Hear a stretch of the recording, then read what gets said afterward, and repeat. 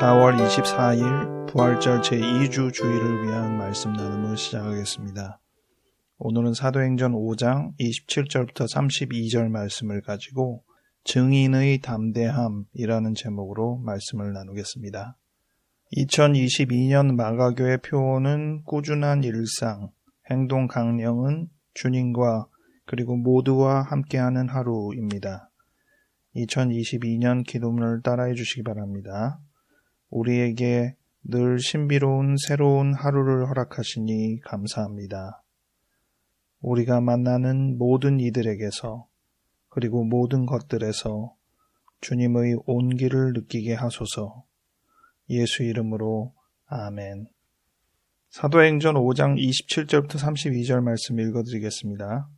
그들을 끌어다가 공회 앞에 세우니 대제사장이 물어 이르되 우리가 이 이름으로 사람을 가르치지 말라고 엄금하였으되 너희가 너희 가르침을 예루살렘에 가득하게 하니 이 사람의 피를 우리에게로 돌리고자 함이로다.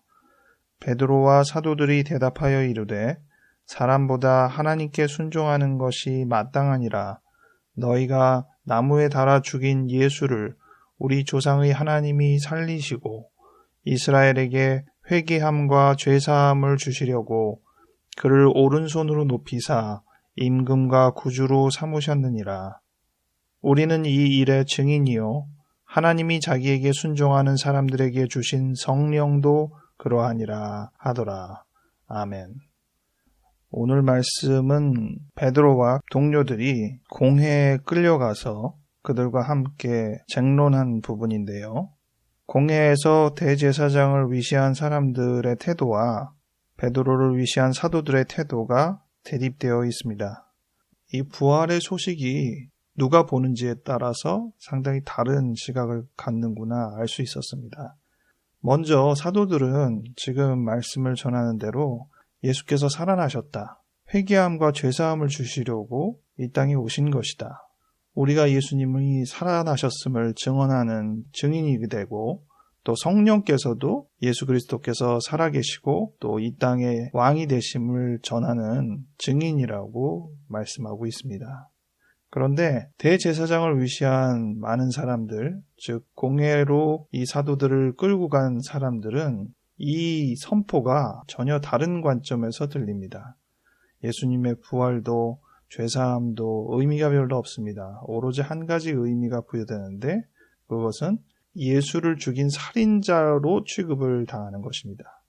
사도들의 증언을 그들은 다르게 듣습니다. 너희가 죄 없는 사람을 공정하지 않은 재판을 통해서 죽였다.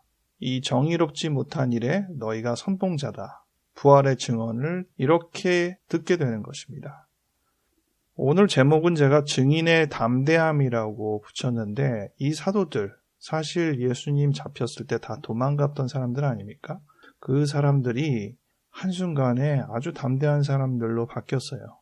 그래서 이렇게 공회에 끌려왔음에도 불구하고 내가 하나님을 순종하는 것이 옳으냐, 너희들한테 순종하는 것이 옳으냐 생각해봐라 할 정도로 단호한 태도를 그대로 보여주고 있습니다. 어떻게 이러한 태도 변화가 일어날 수 있었을까?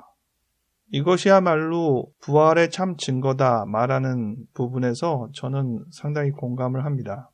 진짜 부활이 일어난 일이냐라고 질문할 때 여러 가지 증거들을 대는데 그 증거들이 다 과거에 있었던 증거지 지금도 남아있는 증거는 아니잖아요. 예를 들어서 무덤이 비어있다. 그 당시에 무덤이 비어있는지 아닌지 우리가 확인한 것도 아니고 지금 빈 무덤이 있어봤자 그게 무슨 의미겠어요.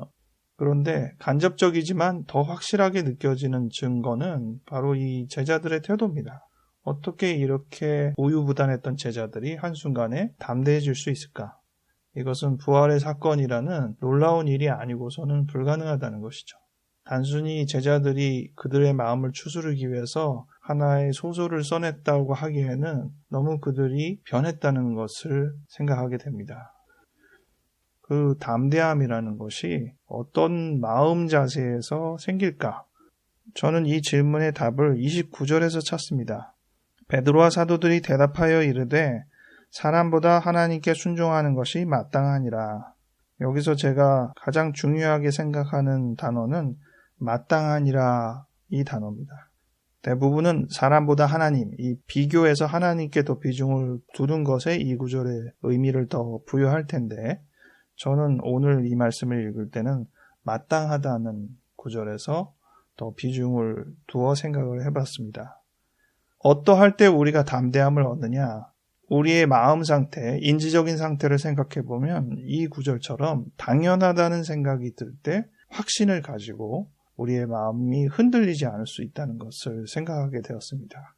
예수님의 부활, 이 부활을 증언하는 사람으로서의 사명을 감당하는 것, 그래서 그 사명을 감당할 때 나타나는 여러 가지의 난제들을 내가 잘 짊어지고 해결해야 한다는 것, 그것이 마땅하다, 당연하다고 여길 때 우리 마음에서 확신과 함께 담대함이 나온다고 생각합니다. 여러분들은 어떤 것을 마땅하게 여기시고 계시는지, 주님을 믿는 우리의 마음 자세에서 무엇을 마땅하게 여기는지 한번 되돌아보는 시간 되시기 바랍니다. 기도하겠습니다. 하나님 아버지, 부활절을 한 주 보내고 부활절 제2주를 맞았습니다. 부활절을 하루하루 넘겨보내면서 우리의 마음속에 부활을 다시 한번 되새기고자 합니다. 정신없이 하루하루 보내며 바삐 살다가 무엇이 중요한지, 우리는 제정신인지 돌아보지도 못하고 살 때도 있습니다. 허둥지둥 사는 우리의 삶을 되돌아보게 하시고 좀 더 여유를 가지고 주님께서 우리에게 보여주시는 부활의 기쁨과 그 증언자로서의 능력을 되새기고 되찾고 살아갈 수 있도록 도와주시옵소서. 감사드렸고 예수 이름으로 아멘.